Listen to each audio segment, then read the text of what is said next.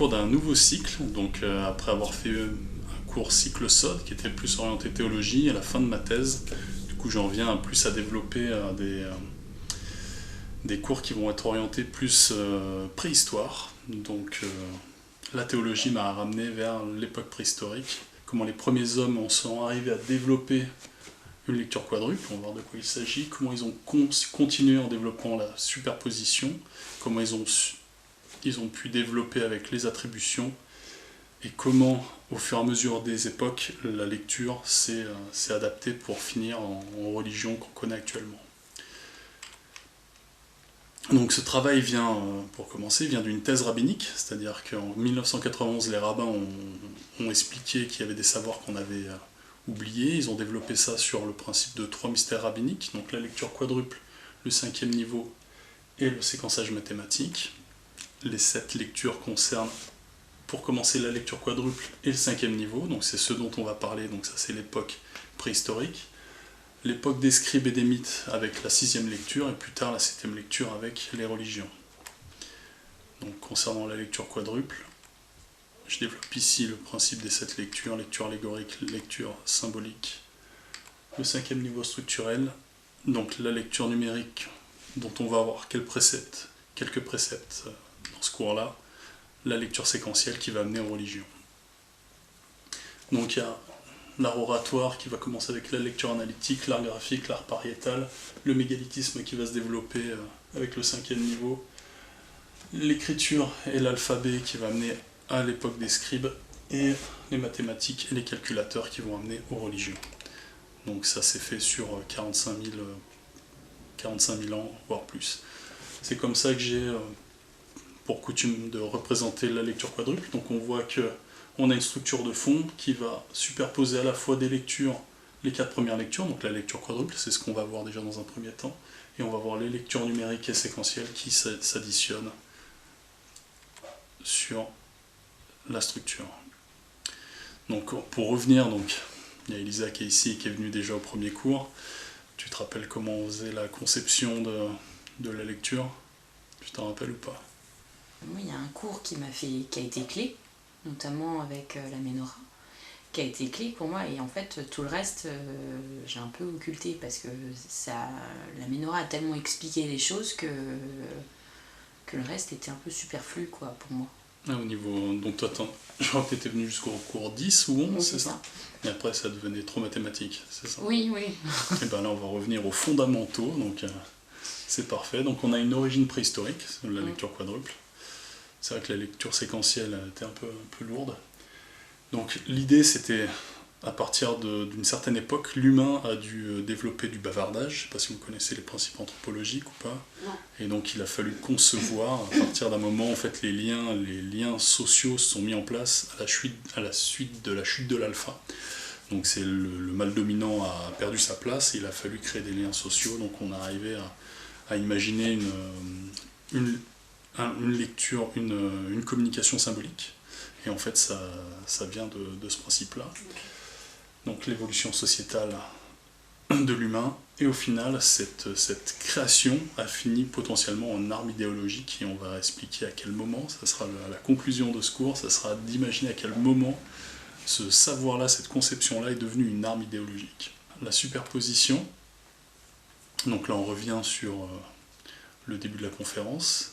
Il faut s'imaginer à la place d'un préhistorique en train de regarder la nature, et il va voir qu'il y a des éléments qu'il peut observer, vont lui suggérer un principe structurel. Du coup, le temps, on voit qu'il y a le passé, le présent, l'avenir. On voit, alors pareil, je ne vais pas revenir sur ce principe-là le passé est à gauche, l'avenir est à droite sur l'hémisphère nord. Je ne vais pas revenir dans ce principe-là. On voit que l'arbre va proposer la même chose, une structure centrale et des courbes latérales. Donc on va voir le tronc et les branches. Et on va voir les premiers symboles qui vont arriver, les premiers principes géométriques avec la courbe, la droite. Et ultérieurement, le fruit qui va donner le cercle. Donc à partir de ces 3 formes-là, on va avoir, c'est la base de la conception de la lecture quadruple.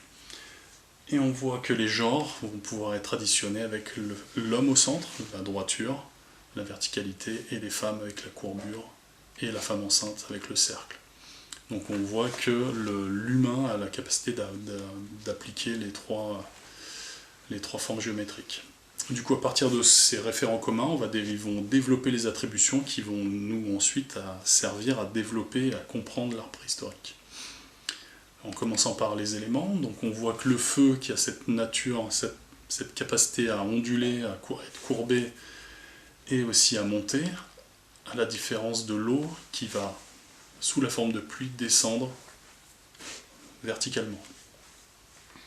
Donc on va avoir aussi le principe de la lumière. Si on peut juste... Voilà. Ah, pardon. Bien sûr, c'est l'idée. Du coup, pourquoi est-ce que tu as... Enfin, sous l'eau, on a l'ignorance et sous le feu... Alors c'est pareil, c'est un résidu de... En fait, le fait de... Un système dichotomique, alors je l'ai expliqué plusieurs fois, tu peux peut-être l'expliquer, tu t'en souviens? Dichotomique, c'est celui où on a deux concepts qui s'opposent l'un à l'autre. Je t'en rappelle. Du coup. C'est vieux pour toi, ça. C'est vieux. Il y a la symbolique et la réalité, et donc on s'en sert de ces symboliques pour faire comprendre des concepts au point de vue humain, quoi. Et en gros, surtout, si on a un principe de ténèbres, la lumière va être l'information. Le feu va symboliser l'information, quand l'eau, du coup, va être son opposé. Okay. C'est un des trucs les plus... Donc c'est la nécessité d'un opposé à la connaissance qui amène l'ignorance comme étant l'eau. D'accord. Et donc c'est un truc qui est très compliqué à comprendre, surtout avec le principe de baptême dans les religions. Mais oui. Et c'est pour ça qu'il y a deux baptêmes, il y a un baptême par l'eau et un baptême par le feu.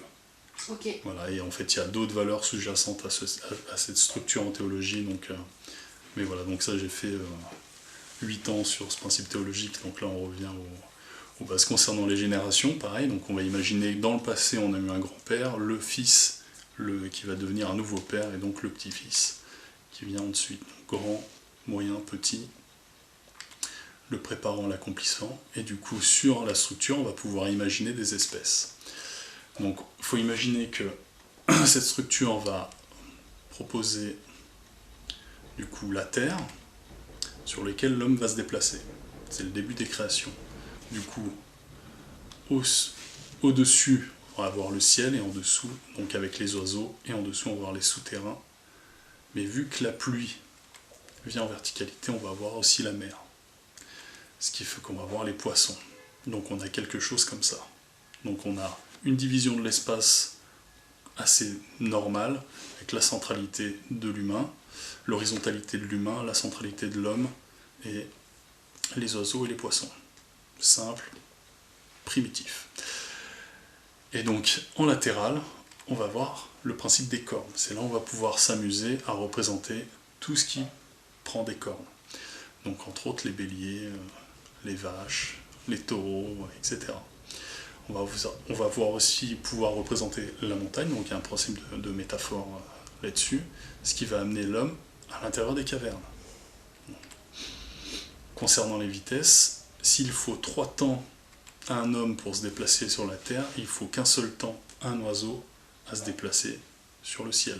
Donc on va voir les vitesses, tout ce qui va être symbolisé par les vitesses va se faire ce qu'on appelle aux cieux, mais on verra un peu plus tard. Et concernant les grandeurs, il y a aussi ce principe-là, c'est que 3 petits en bas vaut un gros en haut. Et en fait, pourquoi 3 ? Parce que la largeur de la Terre, c'est 3 temps. Ah oui, d'accord. Voilà. Oui. Ce qui fait que... Et la largeur des cieux, c'est un seul temps. Ce qui fait qu'on va avoir... On va pouvoir à la fois représenter les tailles aussi de cette manière, et aussi les vitesses. Je vais revenir, si j'ai oublié de le mettre en introduction, il n'y a pas d'absolutisme en fait en préhistoire. C'est-à-dire que le but, c'était vraiment d'arriver à développer des concepts pour échanger des histoires.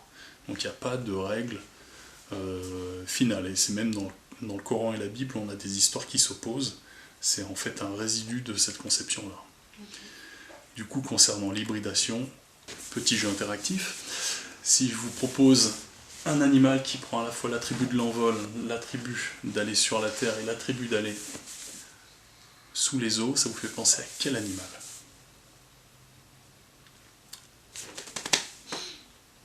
Et sous les eaux. Est-ce que vous l'avez? Non. j'en ai. On va le retrouver dans des mythèmes, les premiers mythes fondateurs, etc. Un animal qui a la capacité d'aller sur ces 3 espaces. C'est dur, hein? Ouais, c'était fort quand même, hein? Il y a 30 000 ans, mais bien, hein? C'est pas évident, hein? Non. La réponse, bien sûr, vous allez la voir. L'envol et le plongeon, 2e indice.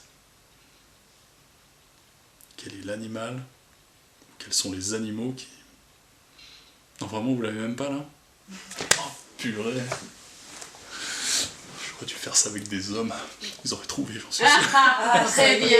Voilà. Vous attendez, c'est On pas est Ah là. ouais, c'était obligé. On Ouais, t'attendait le premier, là-dessus. vous n'êtes pas prête pour la suite.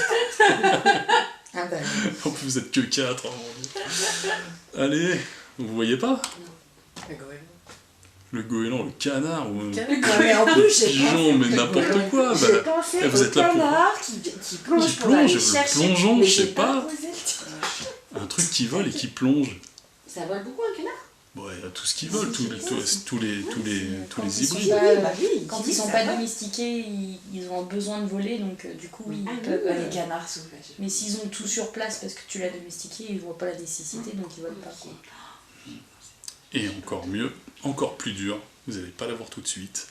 Et il y a un petit indice, un animal qui a la capacité d'aller, de prendre l'attribut des latéraux, du ciel et de la verticalité. Est-ce que vous en voyez un qui a cette capacité? Attention, il y a un piège. Et il y a un indice, c'est celui-là. Bien ce cours, j'aime beaucoup. Pas que moi qui bosse. Vous le voyez pas? On le retrouve dans le jardin d'Éden. Ah, le serpent. serpent. Bien sûr. Alors, pourquoi le serpent? Toi tu sais, ne dis rien. Pourquoi le serpent?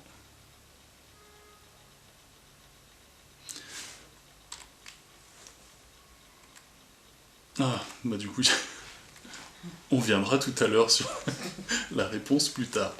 Du coup, en termes de convention, j'avais proposé déjà un premier temps, deuxième temps, troisième, quatrième temps et le T0. Donc ça peut aider pour plus tard. Donc on a la capacité aussi de diviser l'homme en 3 parties, la tête, le corps et les jambes.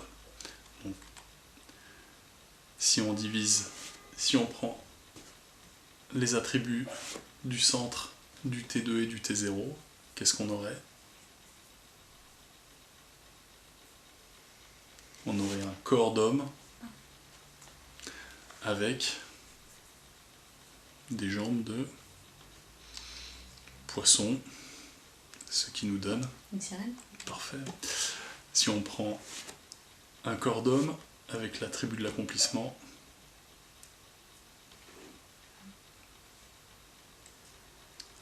Bah, le petit-fils. un homme avec des cornes, Un diable, ouais. parfait. Voilà, c'est beau, hein, c'est simple. Donc concernant le serpent, il va avoir la particularité d'avoir les 3 formes possibles. Donc avec la droiture quand il est élevé, donc il va être transformé en bâton, avec la courbure une fois qu'il est relâché, et la capacité d'arriver à la forme du cercle. Donc le serpent va vraiment avoir un impact fondamental sur ce qui va être mythologie ultérieurement. Et voilà pourquoi. Concernant les principes, on va avoir donc du coup le tronc central qui va supporter les branches latérales, et donc la vie du tronc va s'opposer aux latéralités, ce qui va amener du coup en étant la mort, la vie et la mort. Du coup le vivant est central et l'éternité va symboliser les cercles. C'est pour ça que la religion va vraiment puiser dans ces notions pures. Concernant les actions, on va pouvoir imaginer tout un éventail d'actions à porter sur la création. Si je vous dis la marche, ça va être l'horizontalité, le fait de se déplacer, donc c'est pour ça que l'exode va être aussi présent. Le fait de voler, le fait de s'envoler, le fait de diviser. Alors encore une fois, on a 2 temps d'union, et en fait en arrivant au centre, on va écarter ce principe-là. On va retrouver des haches, etc. le principe de lancer, le principe de chuter, donc on s'envole, on chute. Le principe, donc ça c'est un attribut qu'on retrouve dans Genèse avec les Néphilim. On ne sait pas trop ce que c'est, ceux qui chutent, ça va faire référence à ça. Le principe d'élever, le principe de rabaisser, enfin de descendre. Et concernant les structures, donc on voit qu'on a au centre, on va avoir des temps, des divisions, j'appelais ça des divisions de l'humain, de l'homme, pardon.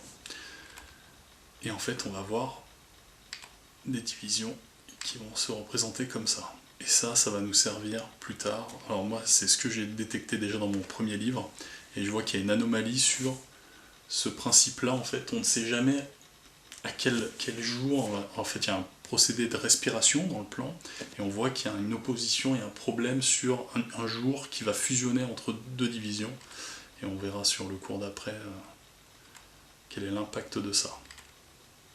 Et on voit que les 3 temps vont donner 3 temps de portance et 3 temps de protection des cieux, etc. Donc c'est vraiment quelques exemples. Et en fait, on a vu les animaux, et on va voir comment les végétaux sont expliqués. Et en fait, on voit la terre, on va voir la vie, donc la centralité de la vie, la terre, etc., qui va donner l'arbre de vie, qui va donner donc à la fois la mort, parce qu'il n'y a pas de vie, donc le néant, et on va voir le palmier, qui va donner naissance à Issa, qui va donc être l'arbre de vie. Suite à ça, le tronc va donner naissance aux courbes, qui va donner du coup la vie et la mort, mais aussi le bien-mal, bien-mal, qui va donner l'arbre du bien et du mal. Et au final, si on enlève le tronc de l'arbre du bien et du mal, qu'est-ce qu'on a? Un buisson. Le buisson. Et oui, et un buisson avec la particularité d'avoir que du mal. Et surtout, qu'est-ce que symbolise les courbes latérales? Bon. Ça symbolise le feu. Du coup, le buisson ardent. Feu. J'avais la connaissance dans la tête et c'est pas venu. c'était ça. Ce principe-là va donner les différents types de création. Le féminin sacré, donc pareil, le cours 19 en cours SOD va parler du féminin, donc on va sûrement introduire ça de cette manière. On voit que la femme va représenter les courbures, l'homme la vie. Et on va voir un point commun ici avec la mort et ici avec le féminin. Si on arrive ici, on a l'homme et la femme, ce qui va nous donner l'union, la division qui va amener à l'union et à la réunion, et la protection du cercle, la femme enceinte. Et ici, qu'est-ce qu'on a? Si on a une femme enceinte parce qu'il y a la vie à l'intérieur, ici, si on a une femme sans la vie à l'intérieur, qu'est-ce que c'est?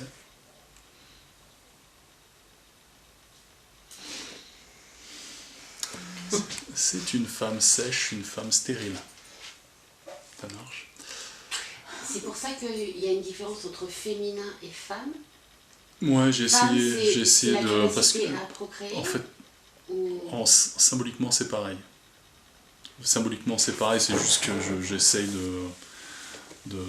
Comment dire, avoir un peu de pédagogie, on va dire, essayer de... D'accord, non mais parce que tu dis féminin et femme, et tu dis pas homme et masculin, par exemple. C'est pour ça Ça que arrivera après. Ok, d'accord. Mais voilà, c'est juste histoire d'être un peu plus doux, je pense, voilà, parce qu'il y en a qui prennent ça premier degré, c'est un peu violent. Et du coup, si on a ici la femme avec l'homme qui descend, comme la pluie, on va voir le couple, et du coup la rencontre, et j'ai dû supprimer un élément, et ici, qu'est-ce qu'on a? On n'en parlera pas dans ce cours-là, visiblement. J'ai fait le choix de ne pas en parler. Ok, ou peut-être plus tard. Du coup, concernant l'engendrement... Attends, pardon. Est-ce que tu peux revenir sur... voilà. Bien sûr. Est-ce que aussi le fait que le féminin, là, tu vois, il y a... T'es d'accord, là, elle est placée avant la rencontre. Est-ce que en gros, pour pouvoir concevoir, il faut un homme et une femme. Donc là, on passe du féminin à une femme. Elle est femme parce qu'elle elle a connu un homme aussi. Ou c'est vraiment juste... c'est ça, c'est la rencontre. Elle devient... C'est une femme, mais... Non, c'est un féminin, mais elle devient femme parce qu'elle a rencontré un homme. Parce qu'en fait, il y a une évolution des créations. On va voir ça. L'expansion amène forcément c'est Yaphet qui reprend cette attribution-là. En fait, on va avoir...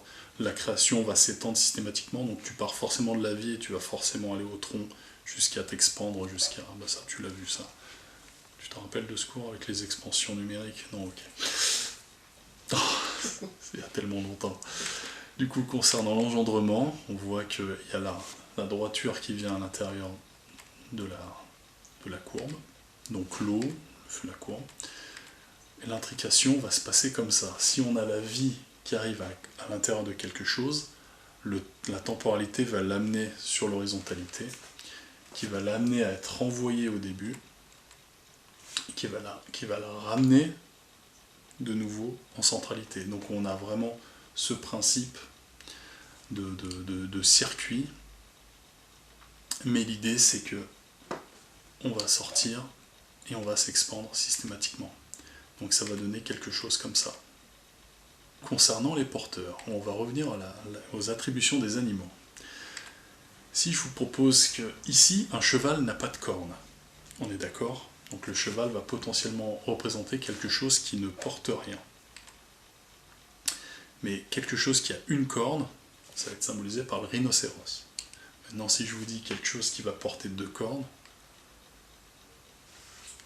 Taureau, bélier, comme tel. taureau, bélier. Ouais.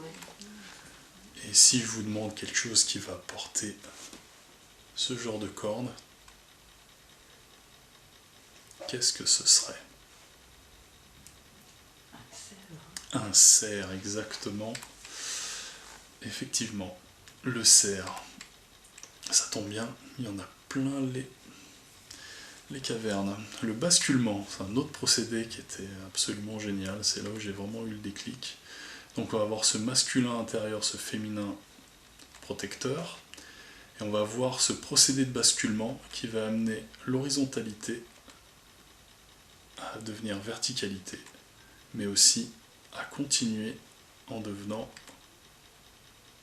le sacrifié. Donc on va avoir un peu compliqué ça, mais en gros on va avoir l'état de vie vertical et l'état de mort horizontal. Et pourquoi elle n'est pas verticale oui, justement, pourquoi elles ne sont pas perpendiculaires comme ça?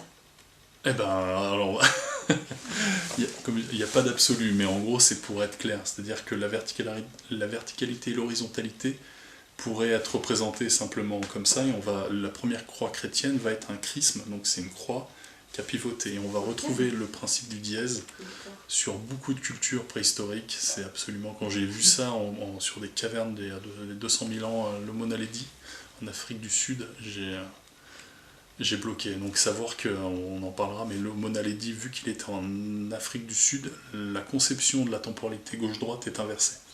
Ok. Ouais. C'est génial. Oui, parce qu'on a l'habitude sur notre structure à nous qui est la structure d'écriture standard, du haut vers le bas et de la droite vers la gauche, non? On est bien avant. Oui, non, bien avant, mais nous on est notre compréhension après, est formatée comme ça, quoi. Ouais, bien sûr. Concernant les éternités, on va voir, donc on a vu passé, présent, avenir, éternité. Et donc ça, j'ai expliqué ça en conférence aussi, mais ça va être important pour la suite. Donc je le repose. On va le fait de porter, le fait de supporter, d'être supporté. On va avoir l'intrication, une deuxième boucle de temporalité, un retour en centralité, et on va finir avec un accomplissement, ce qui va nous donner le premier accomplissement, l'intrication, qui ramène à un deuxième accomplissement et un troisième accomplissement ici. C'est-à-dire que ce visuel-là et celui-là, c'est la même chose. Donc on a cette capacité de superposer le temps, mais à la fois le rendre linéaire. Donc ça va être important pour la suite. Concernant le principe des systèmes numériques, il y a potentiellement donc on va voir que les préhistoriques utilisaient un code il est symbolisé avec des points ou des traits. Voilà ce qu'il en est. On va avoir à la fois ce qu'on appelle la création des jours, donc on a une création en 4 jours. Alors, c'est 4 jours plus un 5e jour d'accomplissement céleste. Ça marche. Et on va avoir le principe des divisions. On va avoir 1, 2, 3 de cette manière-là, jusqu'à une 8e division céleste. Et si on arrive sur un système qui s'expand, on va avoir la même chose, une création en 5 jours avec 6e jour de protection, et 9 divisions d'accomplissement et une 10e division. Et en fait, voilà. Et ce qui va être intéressant, c'est que les préhistoriques vont utiliser ces systèmes-là pour expliquer de quelle création on parle systématiquement. Donc c'est pour ça qu'on ne comprend pas d'où ça vient d'ici. Concernant l'adaptation, on voit qu'il n'y a pas d'absolu, justement. Donc concernant les 7 lectures, on va voir que les armes, ce qu'on a vu en théologie, ça a évolué avec le temps. Et si on revient avec un principe de droiture, de courbe et de vol, si je vous demandais de placer à ces endroits-là les différentes armes de l'époque préhistorique, qu'est-ce que vous me diriez? La courbure, c'est l'arc. La courbure, c'est l'arc. La droiture, C'est la lance. la lance. Et le vol, La flèche. la flèche. Exactement. Ce qui va nous donner les attributions de la chasse, qu'on va retrouver de cette manière-là.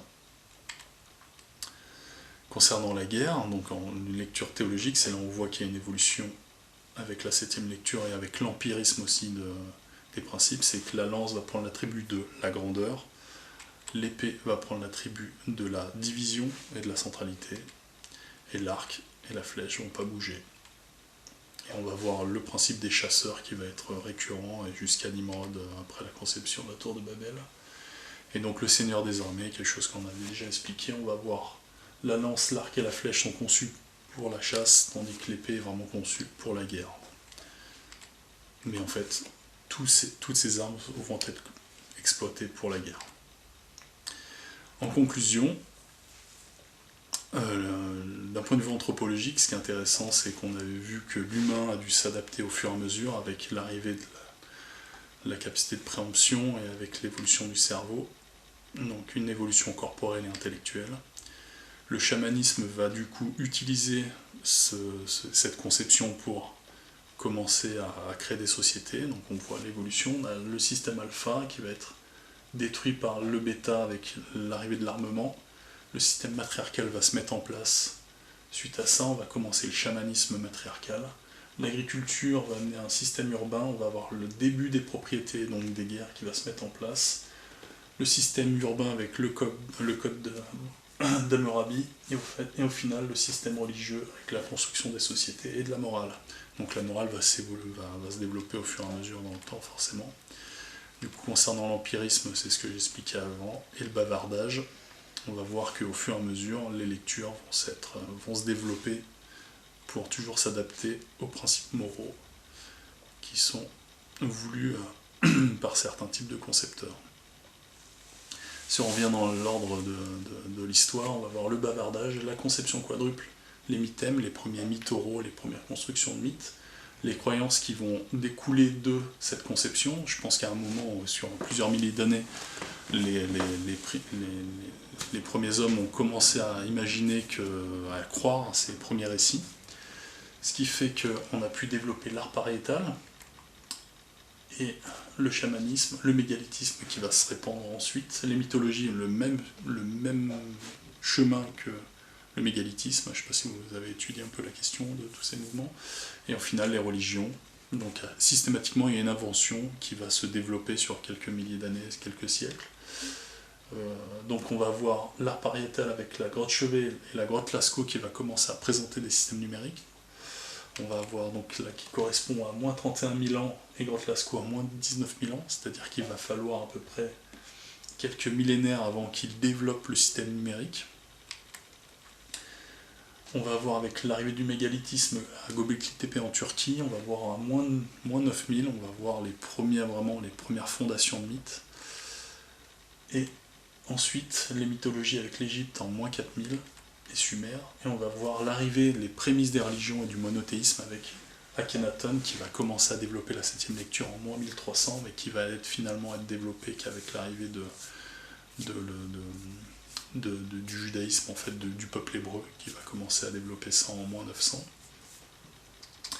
Et si je vous demandais à quel moment on a conçu cette lecture quadruple a servi d'armement, est-ce que vous avez une idée? Moi j'ai ma petite idée, moi. C'est pour ça, là je spécule complètement, mais je pense qu'il y a un moment, ce savoir-là est devenu une arme quand on a voulu le cacher. Et vous savez à quel moment on a voulu cacher ce système-là? Et ben c'est à l'époque de Göbekli Tepe. C'est-à-dire que Göbekli Tepe en Turquie va proposer des dizaines de sphères, des dizaines de temples. Et à un moment, on ne sait pas pourquoi, ils ont recouvert ce savoir-là, ils l'ont simplement recouvert. Et donc je pense que c'est le moment où on s'est servi de cette lecture-là en armement idéologique. Voilà, c'était la fin de ce premier cours du cycle GEM. Ça vous a plu? Oui. Ça va? Vous avez des questions? Oui, enfin moi j'avais plus une remarque, mais du coup ce que je m'interrogeais sur ce que tu disais au début, là, que tu parlais de lecture, et en effet ça ressemble tout à fait à une lecture. Oui. Comme on aurait pu en avoir une tout autre, tu vois, c'est ça que je veux dire. Et parce que ce que tu... C'est vrai que je ne suis pas rentré dans les détails des lectures au début. Ouais, voilà. Tu veux qu'on revienne là-dessus? Enfin oui, si on peut, parce que ouais, du coup, moi je comprends pas pourquoi on a posé... J'ai l'impression qu'on a calqué une lecture qui a sa logique totalement, parce que c'est tout à fait... Ça se tient, c'est le cas de le dire, c'est lié.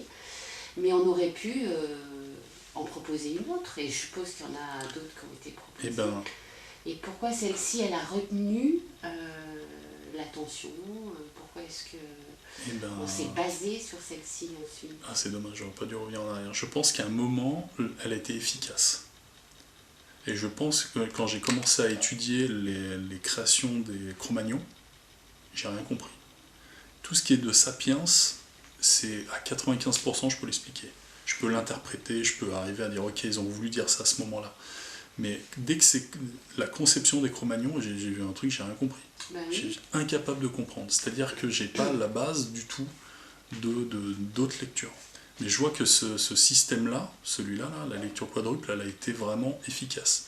Elle a dû servir à un moment, donc elle a dû être efficace pour le bavardage, pour le fait de lier sociétalement, je pense.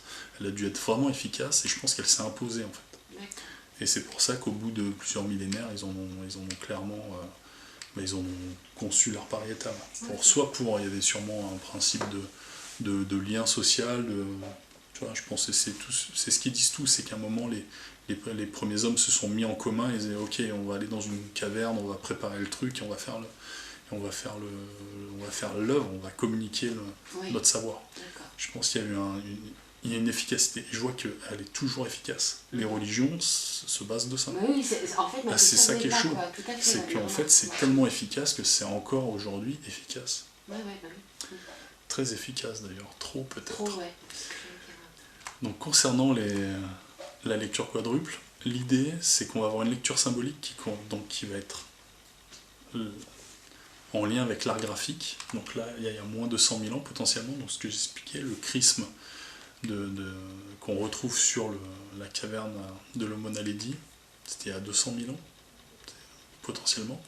La lecture allégorique va concerner tout ce qui concerne des valeurs. Donc une allégorie du bien et du mal, par exemple. Et à l'époque, il n'y avait pas cette notion de bien et mal. C'est quelque chose qu'on va voir plus tard et qui va amener à d'autres géométries aussi. La lecture métaphorique, c'est le principe, donc l'art pariétal, c'est le principe de superposer des images sur une structure. Et du coup, la lecture structurelle, qui va vraiment se développer avec le mégalithique, c'est le principe de ces structures simplement géométriques. La sixième lecture, avec l'arrivée des scribes, ça va concerner l'écriture et le principe numérique. Donc on va voir à un moment, on voit qu'avec on va voir au cours d'après, la grotte Lascaux, ils ont commencé à présenter une structure plus intéressante que les autres, justement en termes d'efficacité. C'est ce que j'appelais l'expansion type 7, je crois, ou type 5. L'expansion type 5 est vraiment efficace pour représenter beaucoup de choses. Et finalement, donc on verra ça sur le cycle mythe, le cycle qui va concerner les mythologies. Donc la lecture numérique, ils ont fait un choix à un moment et ils ont développé sur cette structure-là, et la lecture séquentielle, la lecture des religions, ils vont développer, ils ont une idée, ils ont fait... C'est l'idée qui a changé le monde, bref. Il y a quelqu'un, j'aimerais bien savoir qui c'est, mais je pense que quand il a posé la question, je pense qu'il a dû... c'est ma spéculation à moi, encore une fois, je fais beaucoup de spéculations aujourd'hui. Il y a quelqu'un qui a dû voir ce chandelier, et il a dû se dire, et si on en faisait un séquenceur, comment on pourrait faire? Et le mec qui a posé cette question, il a inventé la 7e lecture. Il a dit, et si on essayait? Et c'est très puissant.